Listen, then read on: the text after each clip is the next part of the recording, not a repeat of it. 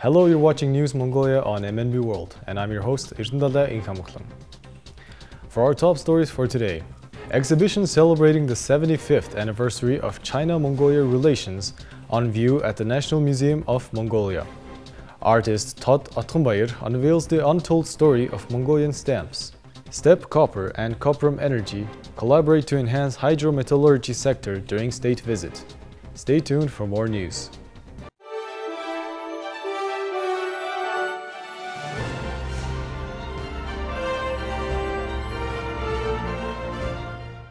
This year, Mongolia and the People's Republic of China mark the 75th anniversary of diplomatic relations, the 30th anniversary of the Treaty on Friendly Relations and Cooperation, and the 10th anniversary of establishing a comprehensive partnership. To commemorate these historic milestones, both countries are organizing political, economic, social, and cultural events. One such event is an exhibition on Mongolia and China relations at the National Museum of Mongolia. To commemorate the 75th anniversary of diplomatic relations between Mongolia and the People's Republic of China, the National Museum of Mongolia has opened the Mongolia-China Friendship Exhibition. With relations established on October 16, 1949, this year marks a significant milestone for the two countries. The exhibition highlights the history and friendship between Mongolia and China and is open to the public. Our National Museum of Mongolia is organizing a special exhibition in honor of the 75th anniversary of diplomatic relations between Mongolia and China. This exhibition includes unique and significant artifacts that illustrate how friendly relations between the Mongolia and Chinese people first began and developed over the past 75 years. For example, we have rare, priceless relics, including a vase given by the Chinese government to General Chief Commander Chöbelsung, who was the leader of the Mongolian People's Republic at that time, along with other valuable items preserved here. We've also placed portraits of the leaders of Mongolia and China at that time. General Chief Commander Chöbelsung and Chairman of the Communist Party of China, Mao Zedong, at the center of the exhibition. What makes these portraits unique is that they were crafted by some of Mongolia's most renowned embroiderers and artists of that era, using intricate embroidery techniques. The craftsmanship is incredibly detailed, making these pieces one of a kind, irreplaceable works of art. In 1952, Mongolia and China signed the first treaty on friendship and cooperation. This treaty was officially signed and ratified.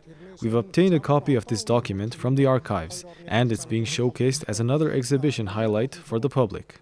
We are showcasing nearly 100 artifacts related to the flourishing relationship between Mongolia and China during the 1950s and 1960s. Overall, the National Museum of Mongolia's collection includes a vast number of artifacts connected to the relations between our two countries from that time, earlier and even up to the present day.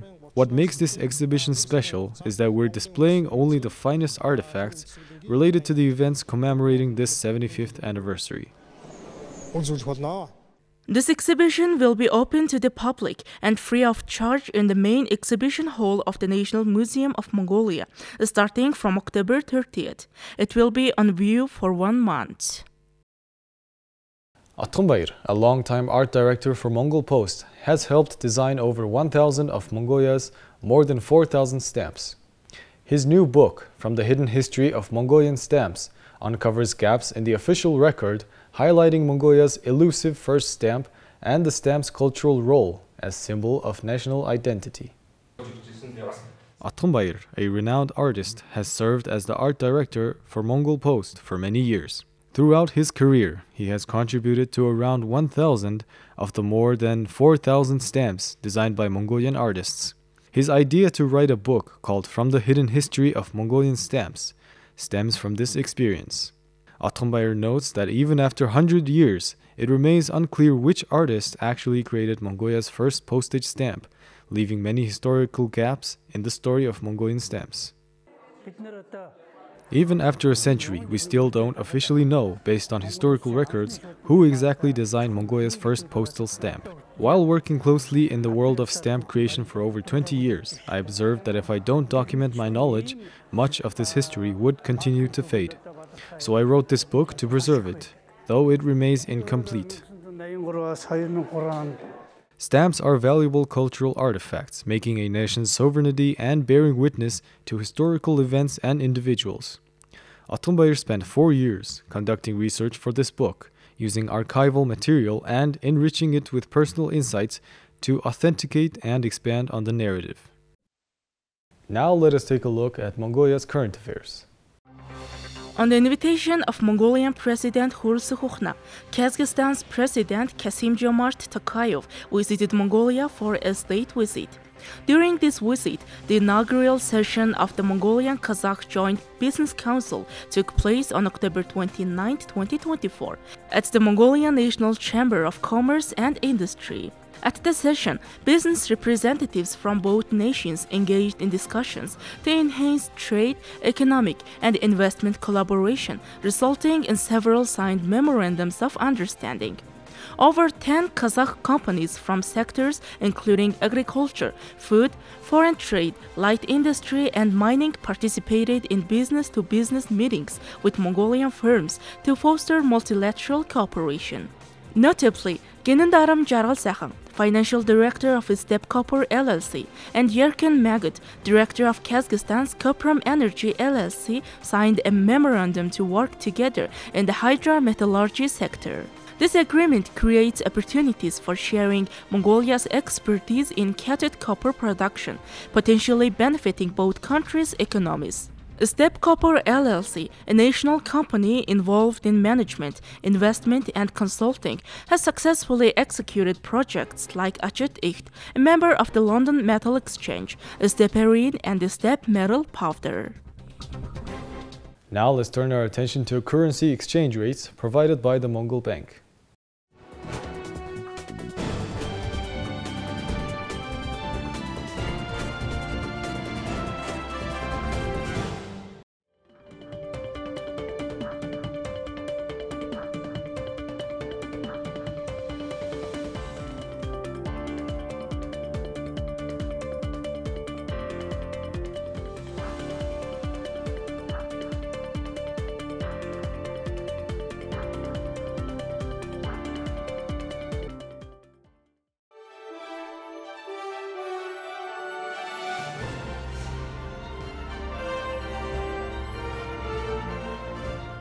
Now let us take a look at foreign news provided by our international partner news agencies.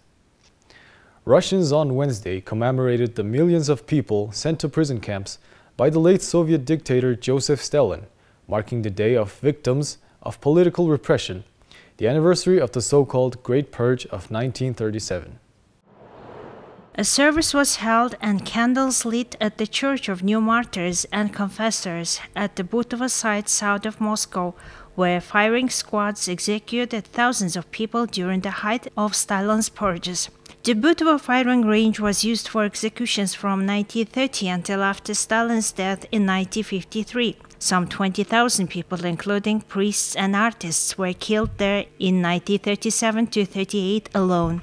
In Russia's far eastern city of Magadan, mourners gathered at the Mask of Grief monument for a commemoration ceremony where names of known victims were read out. My uncle was repressed in 1938. He was arrested, and from the moment of his arrest until the sentence of execution, only a month passed as he was gone. He was 25 years old. They didn't tell his parents or relatives. They simply arrested him as they usually did then, silently.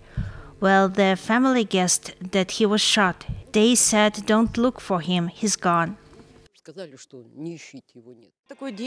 This is such a day. It's complicated, and the number of people who died here is simply enormous. I want to honor the memory of these people and this date. The monument is located at a former transit point through which all prisoners were sent to the camps of the region. A campaign of massive political repressions which occurred in the 1930s affected various parts of society, diverse ethnic groups and different professions, from peasants to high-ranking government and military officials. Modern historical studies estimate a total number of around 1 million of purge deaths in 1937-38 alone. These reprisals continued almost unabated until Stalin's death in 1953. You are watching News Mongolia on MNB World. Up next, let's take a look at some current affairs from around the world.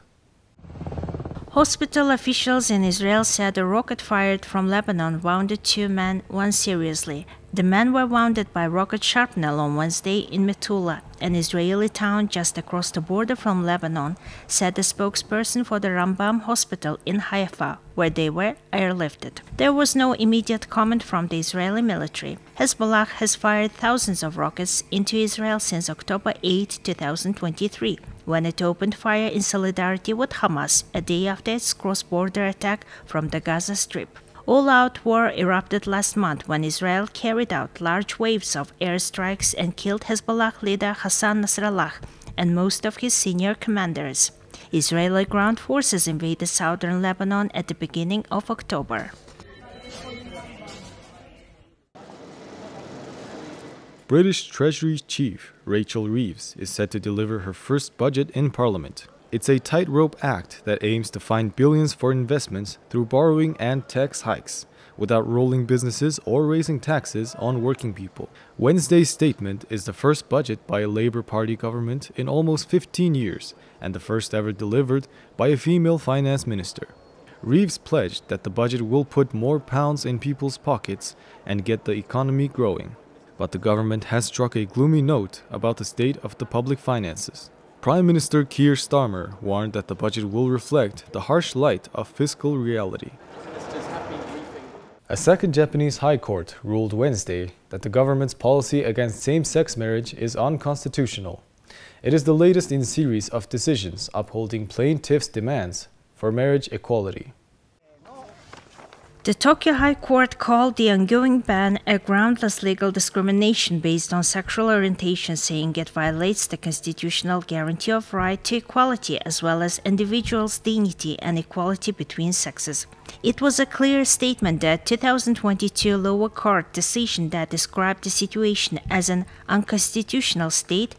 The Upper High Court ruling in March said not allowing same-sex couples to marry and enjoy the same benefits as straight couples violates their fundamental right to equality and freedom of marriage. Wednesday's ruling is the 7th overall that found the ongoing ban to be unconstitutional or nearly so, against only one district court decision that found it constitutional.